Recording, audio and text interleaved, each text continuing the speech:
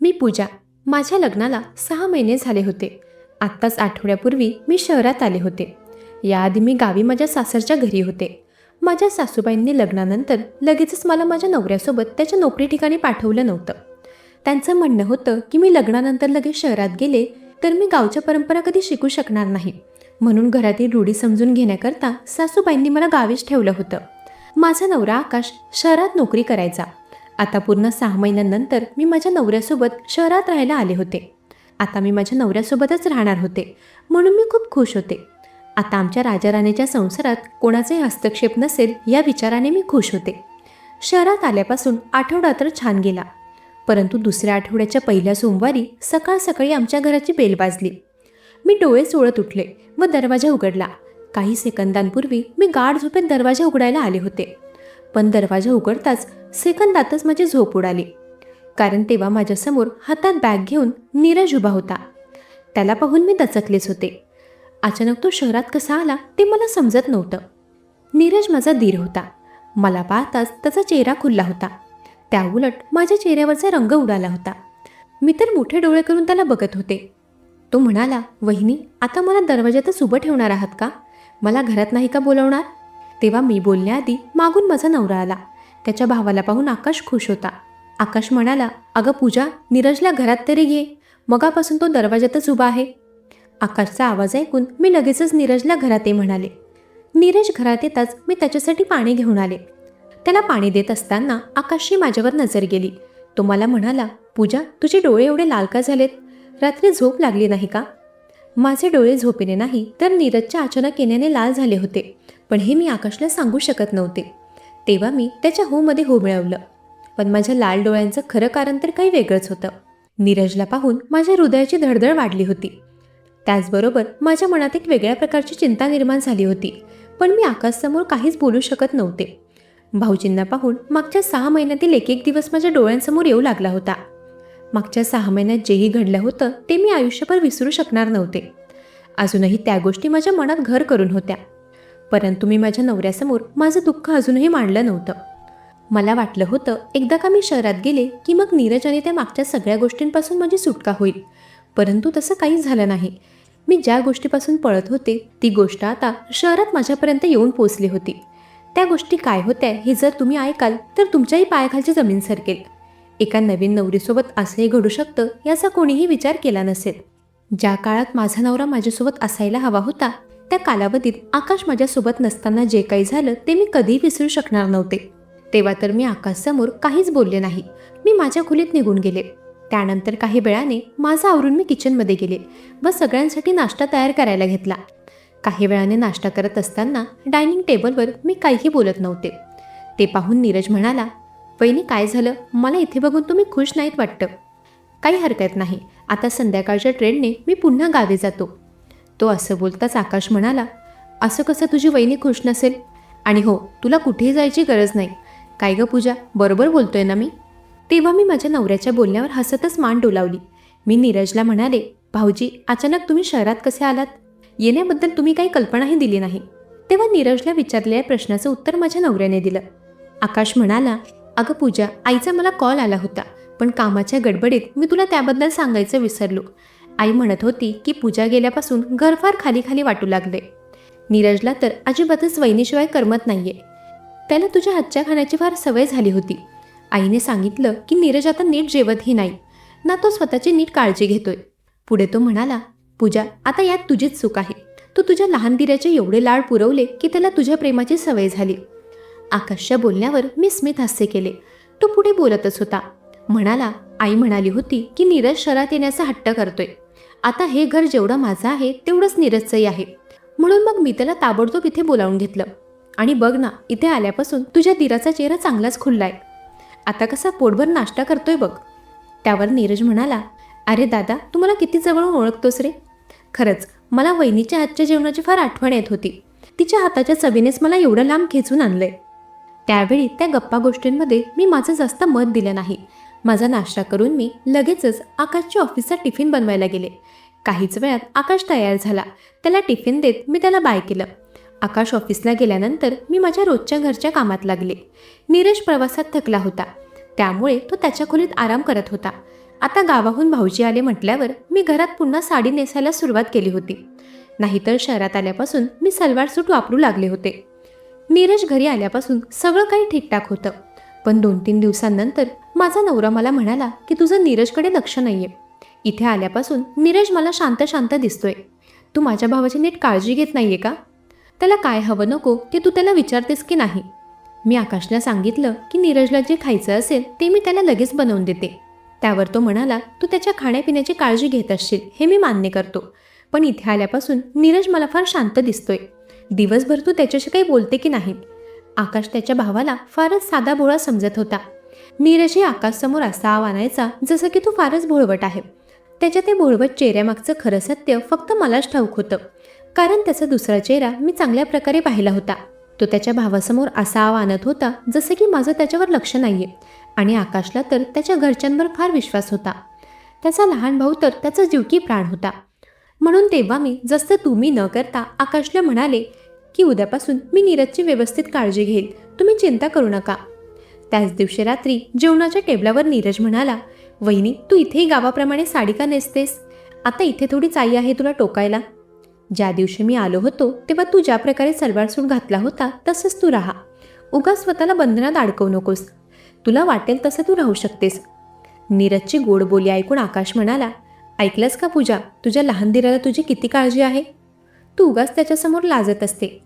त्यावेळी आकाशनेही मला फार फोर्स केला की मी आता शहरात आल्यावर साडी नेसणं बंद करावं. ज्या प्रकारे आधी मी राहत होते तसंच मी राहावं. माझ्या नवऱ्याचं बोलणं ऐकूनच मी पुन्हा सलवार सूट घालायला सुरुवात केली. पुढे 2 दिवसांनी पहाटे 4 वाजता आमच्या खोलीचा दरवाजा वाजला. दरवाजा ठोठावण्याच्या आवाजाने आकाश तर उठला नव्हता. मला मात्र लगेच जाग आली. मी दरवाजा उघडला तर माझ्यासमोर नीरज उभा होता. तो म्हणाला, वहिनी मला चहा हवाय, जरा 1 कप चहा बनवून देता का? तेव्हा मी त्याला होकार भरून लगेचच किचनमध्ये गेले. चहा पिल्यानंतर नीरजने मला नाश्ता मागितला. त्याला नाश्ता देऊन मी माझा आवरायला खोलीत गेले. चहा नाश्ता व पुन्हा किचन स्वच्छ करत 6 वाजलेत. मग पुन्हा जाऊन झोपण्यापेक्षा मी माझं आवरू लागले. मला वाटलं होतं की असं एखाद्या दिवशी लागते माणसाला भूक, रोज थोडीच तो मला उठवणार आहे. पण त्याची ती गोष्ट एका दिवसापुरता मर्यादित राहिली नाही. त्याने तर आता रोजच दरवाजा वाजवायला सुरुवात केली होती.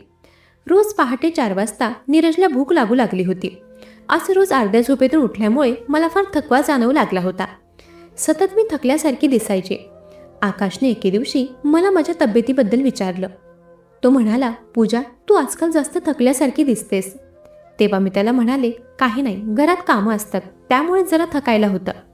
मी आकाशला पहाटे 4 वाजता उठण्याबद्दल काही सांगू शकले नाही, कारण त्याला माझ्यापेक्षा त्याच्या भावावर जास्त विश्वास होता. पहाटे फक्त चहाच बनायचा नाही, आता पुन्हा नीरजने त्याचं ते पूर्वीचं काम सुरू केलं होतं. ज्या गोष्टीपासून सुटका मिळवून मी शहरात आले होते ती गोष्ट माझ्या माघारी शहरापर्यंतही आली होती. मी आकाशकडे काहीही बोलू शकत नव्हते, कारण त्याला त्याच्या भावावर फार विश्वास होता. आताच 2 दिवसांपूर्वी नीरज गावी कधी परत जाणार याबद्दल मी आकाशला विचारलं होतं, आणि त्यावेळी त्याला माझा फार राग आला होता. तो पूर्ण 1 दिवस माझ्याशी बोलला नव्हता. शेवटी मीच त्याची माफी मागितली. तेव्हा माझा नवरा माझ्याशी बोलू लागला. त्याला वाटत होतं की त्याचा भाऊ मला सहन होत नाहीये, पण खरं कारण तर वेगळंच होतं. आकाशला माहीत नव्हतं की त्याच्या बायकोसोबत नेमकं काय घडत आहे. माझ्या थकव्याचं कारण पहाटे 4 वाजेची ती चहा नव्हती, तर त्या चहानंतर अजून अशा गोष्टी व्हायच्या ज्या गोष्टींना कंटाळून मी शहरात आले होते. आता दिवसेंदिवस नीरजची मनमानी वाढत चालली होती. तो थांबायचं नावच घेत नव्हता. मला असं वाटू लागलं होतं की आता माहेरी निघून जावं व तिकडे जाऊन माझ्या माहेरच्यांना सासरच्या त्या गोष्टीबद्दल सगळं काही सांगावं. पण फक्त आणि फक्त आकाशमुळे मी माझं घर सोडू शकत नव्हते, कारण आकाश मला फार जीव लावायचा. त्याच्यासारखा जीवनसाथी मला पुन्हा कधी मिळू शकत नव्हता. एके दिवशी रात्री जेवत असताना मी आकाशसमोरच नीरजच्या लग्नाची गोष्ट केली. मी म्हणाले, नीरजचं आता लग्नाचं वय होत आलंय, त्याच्यासाठी आपण चांगली सुकन्या बघायला हवी. लग्नाचा विषय येताच नीरजचा चेहरा गंभीर झाला. तो म्हणाला, वहिनी मला अजून लग्न करायचं नाहीये आणि तू माझ्या लग्नाची एवढी काळजी घेऊ नकोस. तेव्हा आकाशनेही नीरजला लग्नासाठी फोर्स केला नाही. नीरज अर्ध जेवण सोडून त्याच्या खोलीत निघून गेला. त्याला नाराज झालेलं पाहून आकाशने मला त्याचं जेवणाचं ताट त्याला देऊन यायला सांगितलं. मी जेव्हा नीरजला जेवणाचं ताट द्यायला गेले तेव्हा मला पाहताच नीरजचा चेहरा गंभीर झाला. मला पाहून तो म्हणाला, वहिनी तुला माझ्या लग्नाची जास्तच काळजी लागली वाटतं. तुला काय वाटलं, माझं लग्न झालं म्हणजे तू मुक्त होणार? तू माझ्यापासून लांब पळण्यासाठी उगाच काहीही डोकं लावू नकोस, कारण जेवढं तू लांब पळण्याचा प्रयत्न करशील तेवढंच त्या गोष्टी तुझा पाठलाग करतील. त्यामुळे आज नंतर माझ्या दादासमोर मला इथून घालवण्याची कुठलीही योजना मांडू नको, नाहीतर त्याचे परिणाम तुझ्यावरच उलट होतील. नीरजचं बोलणं ऐकून मी खाली मान घालून तिथून निघून गेले. त्यावेळी माझ्या डोळ्यात अक्षरशः अश्रू आले होते, कारण आता मी फार कंटाळले होते. नीरज माझा लहान दीर होता. मी त्याच्या मोठ्या भावाची बायको होते, पण तरीही तो माझ्यावर जराही दया दाखवत नव्हता. तो जेही वागत होता ते फार चुकीचं होतं.